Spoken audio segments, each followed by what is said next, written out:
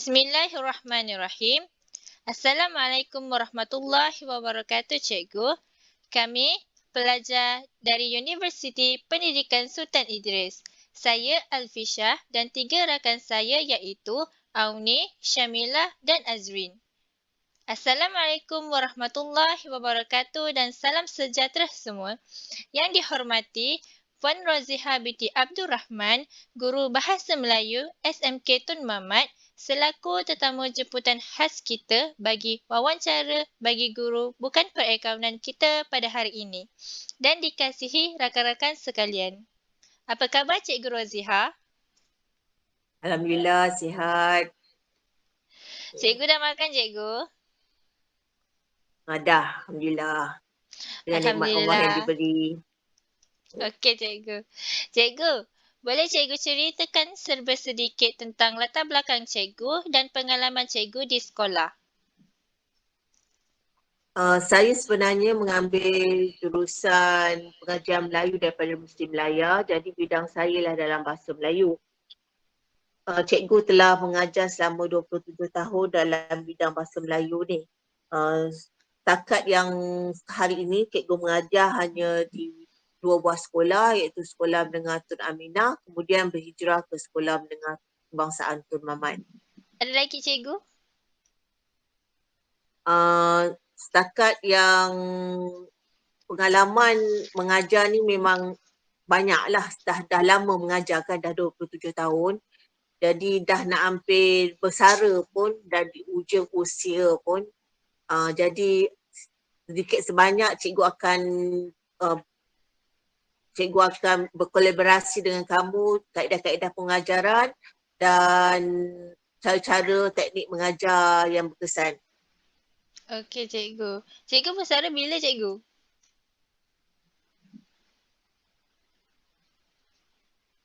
Saya akan bersara pada 1 Januari, 1 Jun 2023. 1 Jun 2023. Surat bersara tu pun saya dah dapat. Okey, Cikgu. Baiklah. Tanpa kita membuang masa lagi, kita mulakan sesi wawancara kita pada hari ini. Dipersilakan Syamilah bagi soalan yang pertama.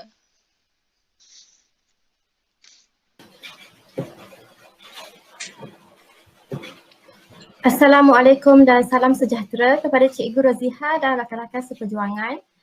Terlebih dahulu, saya ingin memperkenalkan diri saya. Nama saya Nur Syamilah binti Muhammad Nur, merupakan pelajar ijazah sarjana muda pendidikan perakaunan dari UPSI. Okey, sebelum saya mengemukakan soalan yang pertama pada Cikgu, saya ingin bertanya, adakah Cikgu bersedia? InsyaAllah saya bersedia untuk menjawab soalan kamu. Okey. Seperti yang kita tahu, bahasa Melayu adalah bahasa ibunda di Malaysia dan warga negara di Malaysia yang terdiri daripada pelbagai kaum seperti Cina, India, Iban, Melayu dan sebagainya. Mereka juga agak mahir berbahasa Melayu ketika berkomunikasi sesama mereka. Bahkan kebanyakan pelajar di Malaysia terdiri daripada kalangan bangsa Melayu, tetapi ia menjadi satu isu apabila terdapat segelintir pelajar yang lemah dalam subjek bahasa Melayu. Contohnya, pelajar tidak mahir dalam menggunakan tata bahasa yang betul maupun dalam penulisan karangan.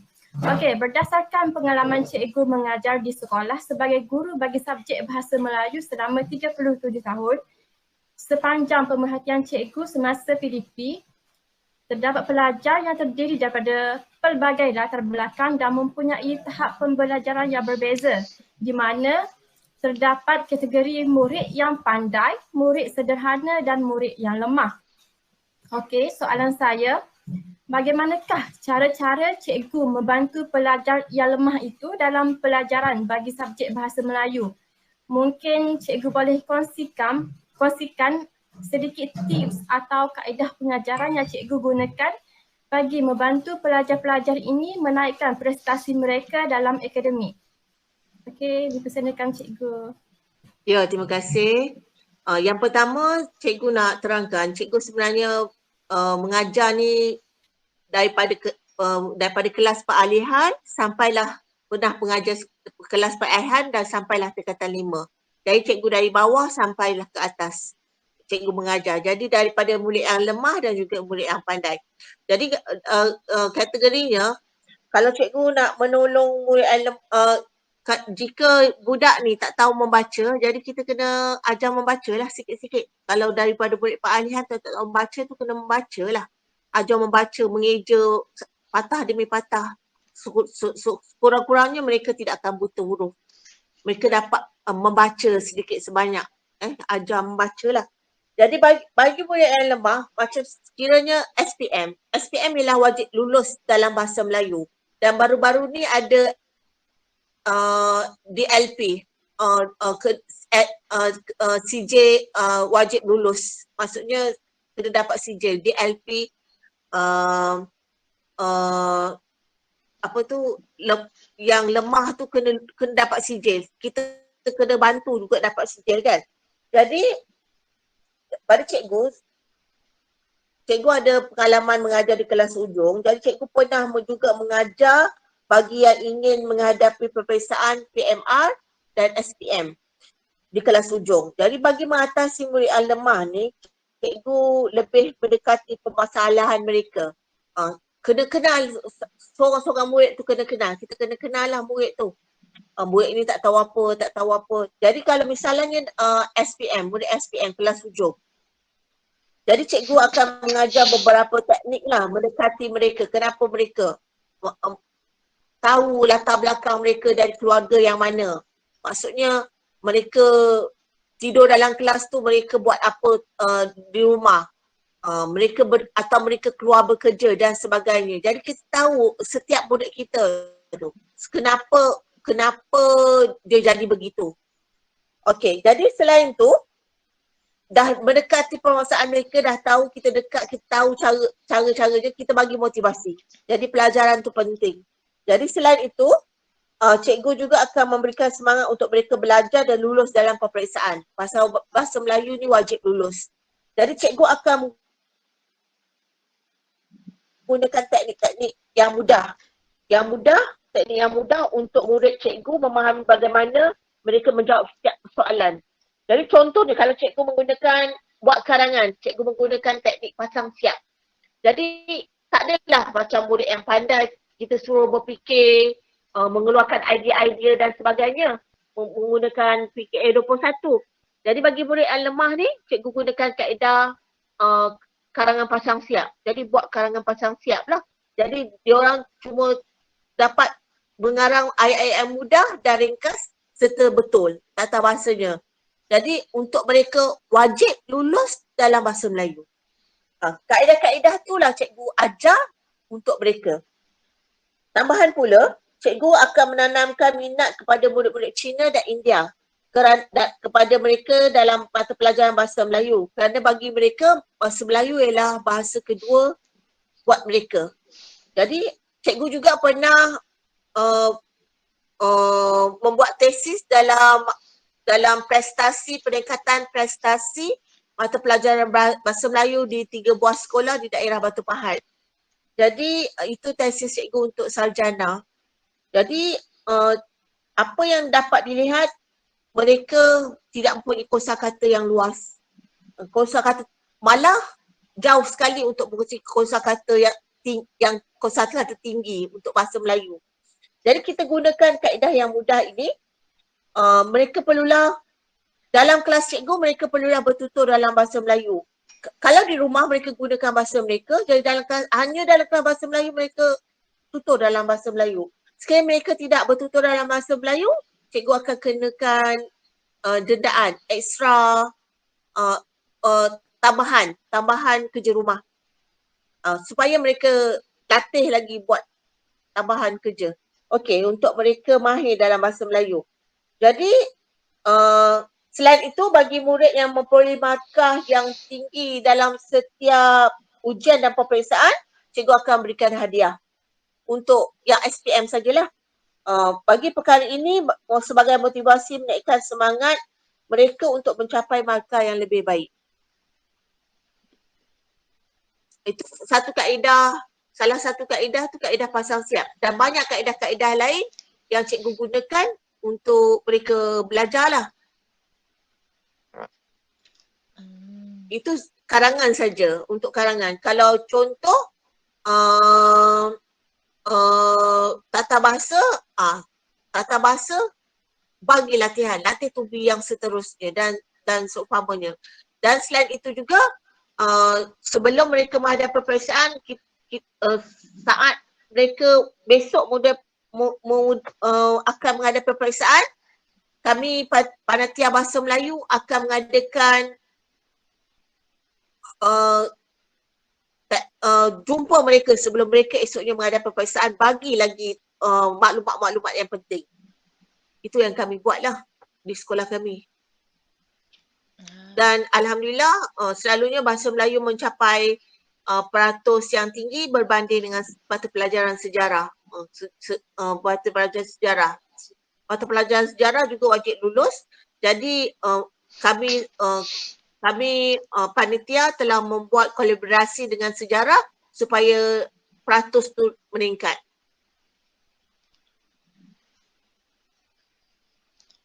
Okey cikgu.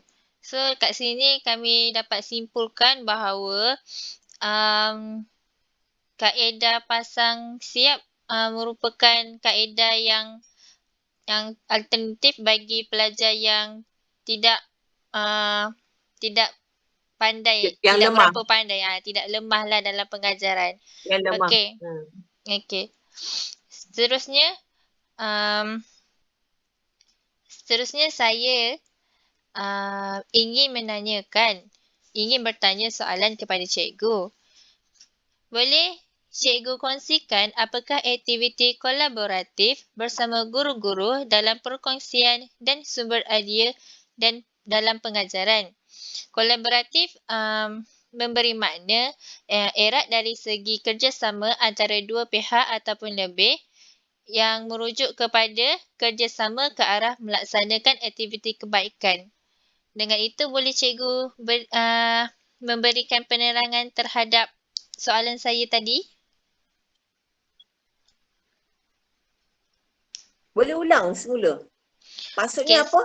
Soalan saya ialah boleh cikgu kongsikan apakah aktiviti kolaboratif bersama guru-guru dalam perkongsian dan sumber idea dalam pengajaran? Okey. Kaedah kolaboratif ni banyak. Kami akan buat, kalau kita berbincang secara tak semena-mena, itu pun untuk menyumbangkan idea, itu pun dikatakan aktiviti kolaborasi. Lebih kepada PLC, sebut PLC. Okey. Jadi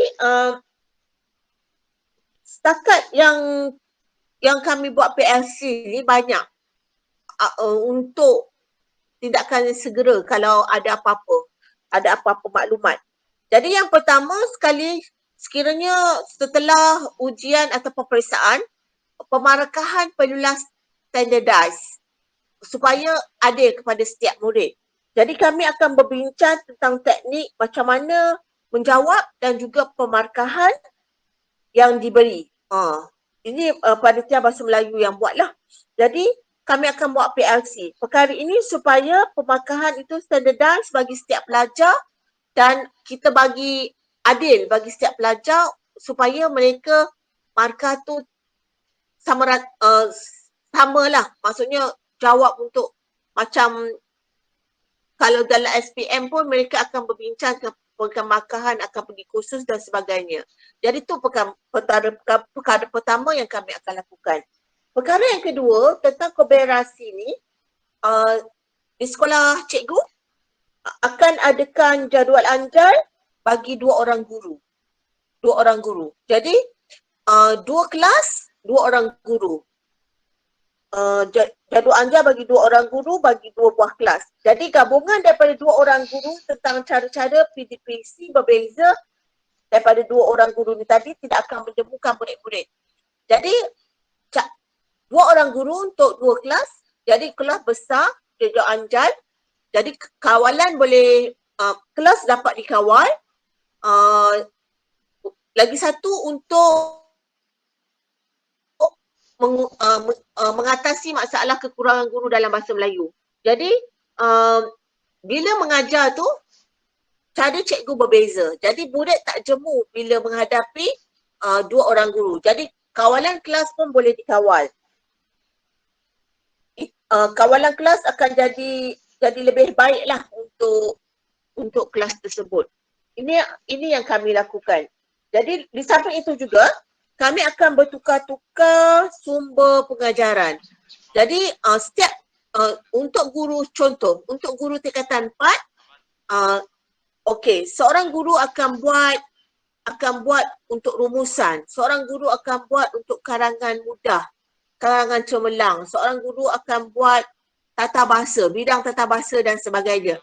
Jadi kami akan jadikan model dan satu model, jadi itu untuk murid-murid kami menjawab seterusnya. Gunakan model itu untuk pengajaran ikut tajuk-tajuk dalam buku teks. Kooperatif ni banyak. Jadi di samping itu juga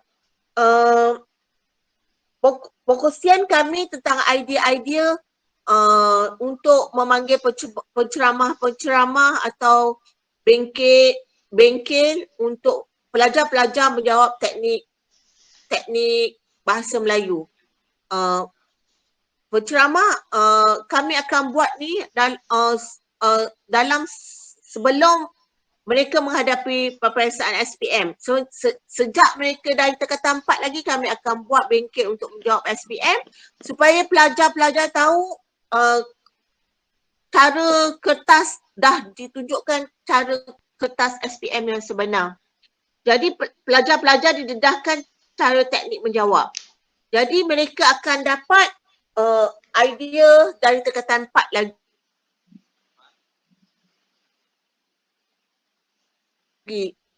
untuk mereka menuju lulus dalam bahasa Melayu dengan cemerlang dalam bahasa Melayu.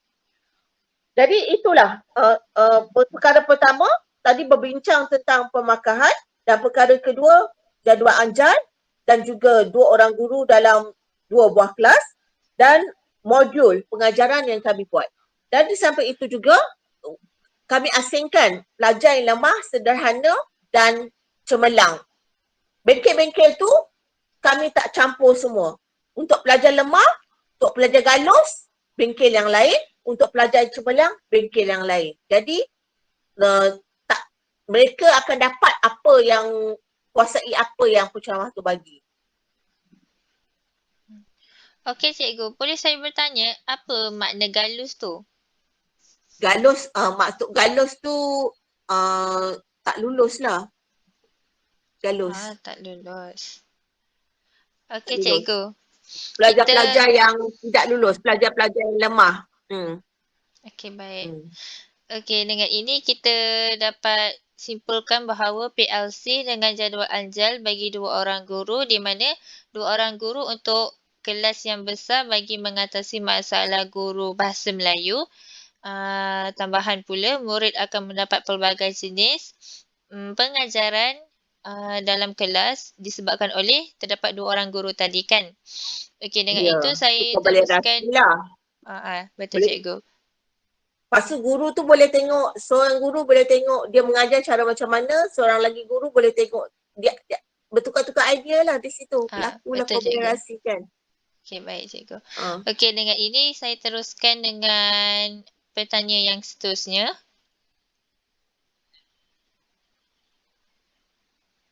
Saya teruskan dengan Azrin. Assalamualaikum Cikgu Roziha. Assalamualaikum warahmatullahi wabarakatuh. Soalan saya ada berkaitan tentang kreativiti dan inovatif. Umumnya bahawa bahan batu mengajar dapat merangsang minat pelajar agar adanya sikap untuk ingin tahu terhadap sesuatu topik. Oleh itu, guru perlu ada kreatif dalam mengolah idea untuk menghasilkan bahan bantu mengajar yang bernas. Soalan saya adalah, apakah kreativiti cikgu dalam mempelbagaikan kaedah pengajaran menggunakan bahan bantu mengajar dalam pelajaran? Okey. Multimedia adalah satu alat yang seronok untuk dilaksanakan dalam PDPC, multimedia. salah satunya cikgu gunakan makmal komputer lah untuk mengajar Komsas. Jadi dengan adanya multimedia ni sebagai alat, medium untuk pengajaran, jadi mereka akan seronok.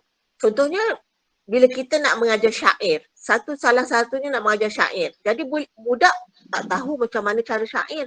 Syair tu apa, gurindam tu apa, seloka tu apa.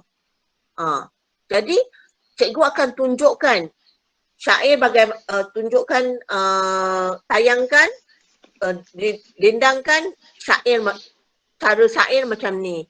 Kemudian gurindam begini, seloka begini. Selalunya Roslan Madun lah yang buat untuk dendangan ini. Okey? Jadi cikgu akan tunjukkan, jadi mereka akan faham.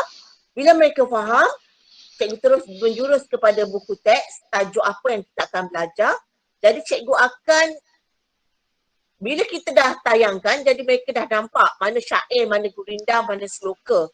Jadi cikgu akan suruh murid-murid cikgu untuk ke depan membuat syair, gurindam atau seloka. Untuk mereka mendendangkan gurindam, syair atau seloka. Suruh mereka ke depan. Beberapa orang lah minta mereka berani ke depan di halayak untuk mendendangkan syair tersebut. Jadi kata-katanya tak semua pelajar boleh buat.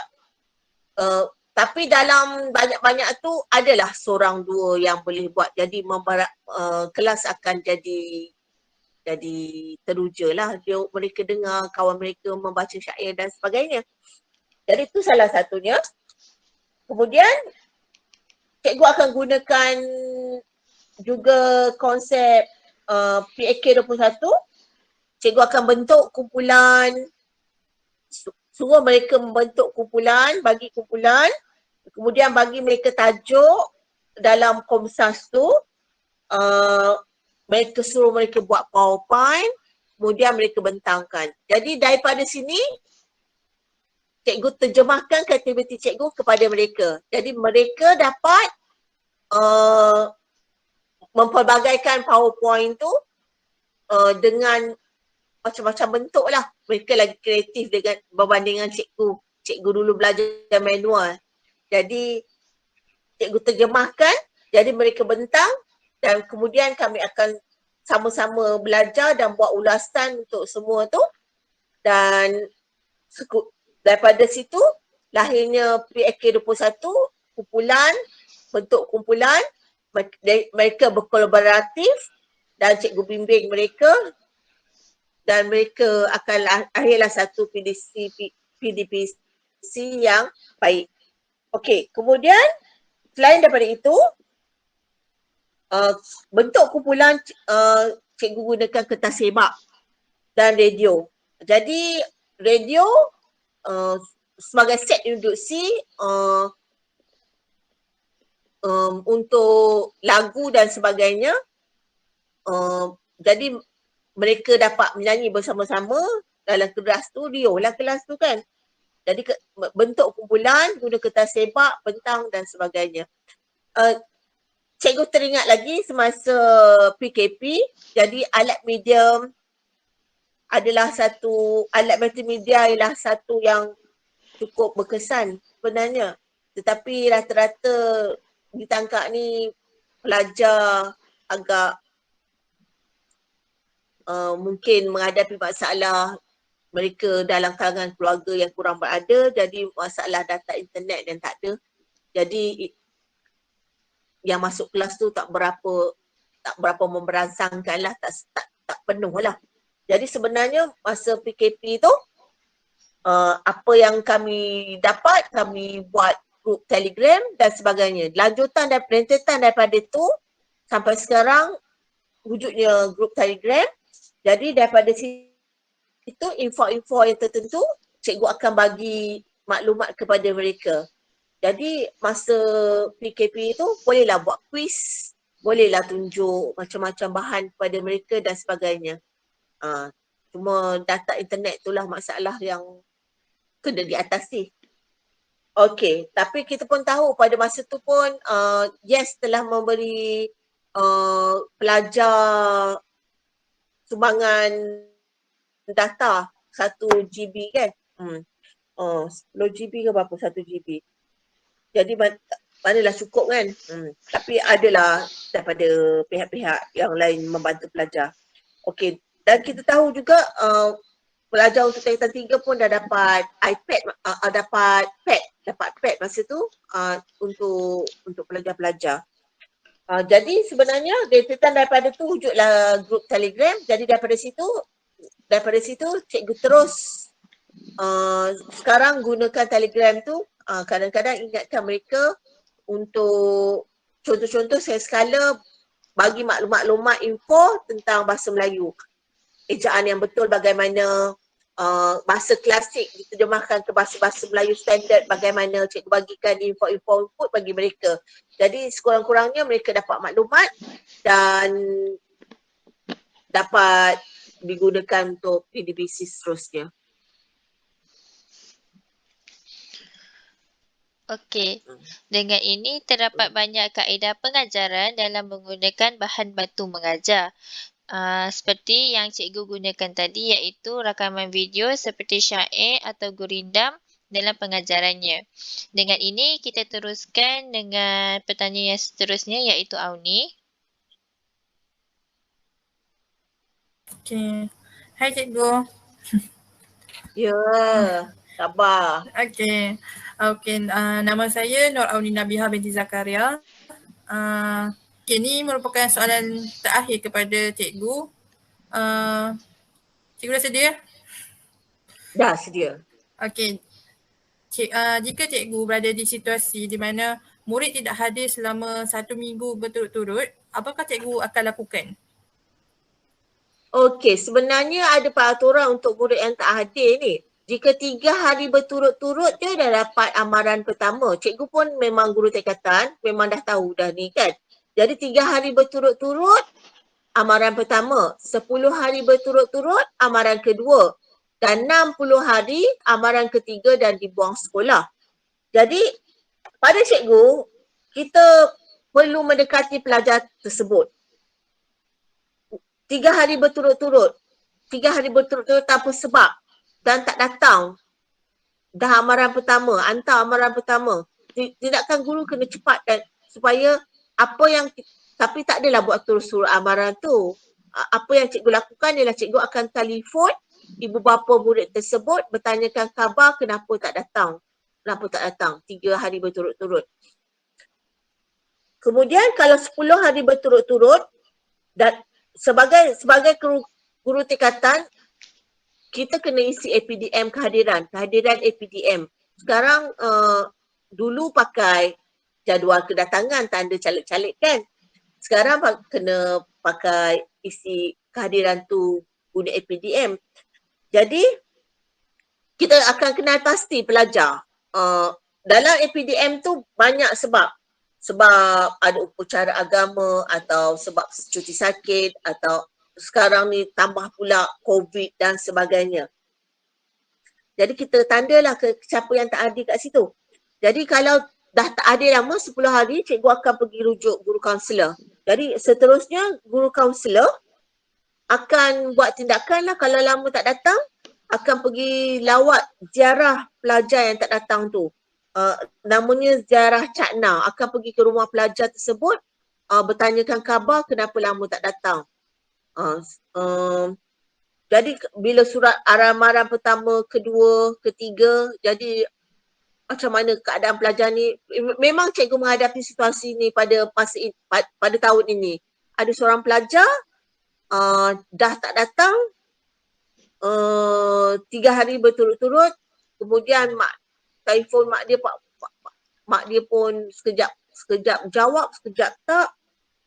Kemudian sampai dah 60 hari. Rupanya dah pindah ke Kuala Lumpur untuk berpindah sekolah, tapi tak datang ke sekolah untuk mengambil maklumat-maklumat terkini pelajar tersebut. Jadi pelajar ni alhamdulillah nasib baik dapat menyambung persekolahannya baru tingkatan 1. Jadi guru kaunselor pun telah pergi ke rumah pelajar tersebut dan mak dia kata nak pindah sekolah. Jadi alhamdulillah lah taklah dibuang sekolah. Dah 60 hari lebih tak sekolah. Permasalahannya kita tahu ialah keberadaan pelajar tersebut lah. Mungkin pakcik dia nak bela dia lah daripada ibu bapa dia.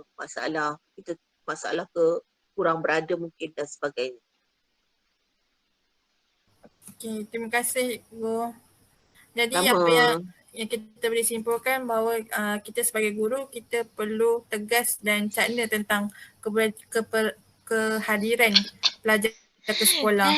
Jadi kini kita berada di penghujung wawancara kita pada hari ini. Saya ada sedikit tambahan soalan kepada cikgu. Boleh tak? Boleh ke? Boleh. Okey. Seperti mana kita tahu, kami di sini merupakan bakal guru pada masa akan datang. Jadi, apakah nasihat yang cikgu mahu berikan kepada kami untuk menjadi guru insan profesional? Okey, guru insan profesional. Bagus soalan tu. Sebenarnya yang pertama sekali, kamu jadi cikgu tu mesti minat. Memang minat nak jadi cikgu. Yang pertama minat. Kena tanamkan minat. Jadi bila tanamkan minat, bila kita ada minat, jadi kita dah pergi sekolah tiap-tiap pagi, bangun awal semua dan sebagainya, bersiap sedia untuk sekolah.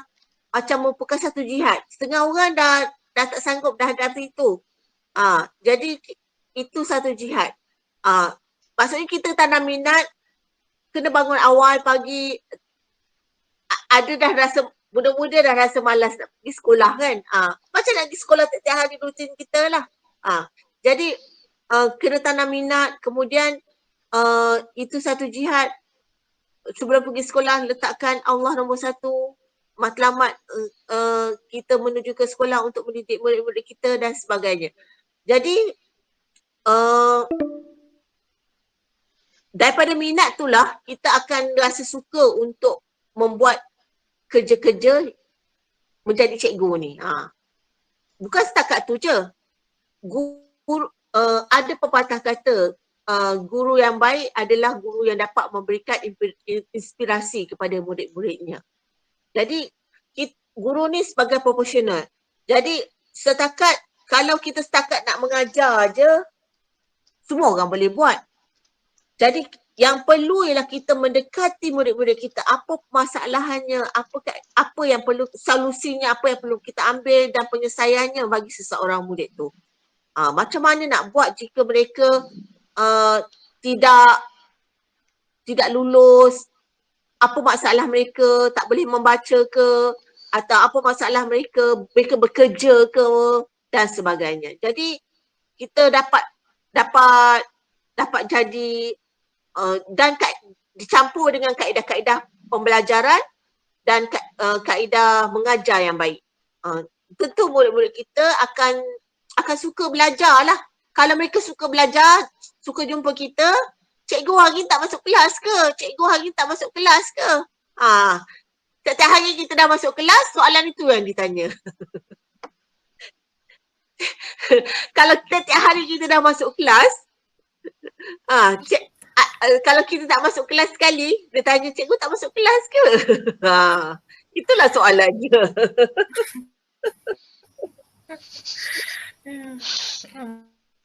Faham cikgu. Okey. Terima kasih cikgu atas nasihat yang diberikan dengan soalan, dengan jawapan yang diberikan oleh cikgu sebentar tadi, maka berakhirlah wawancara kita pada hari ini. Jadi saya mewakili rakan-rakan mengucapkan jutaan terima kasih kepada Cikgu Raziha kerana memberi kerjasama yang begitu mantap sekali dari awal sehingga penghujung majlis kita pada hari ini. Jadi terima kasih banyak cikgu. Sama-sama. Jom ambil gambar.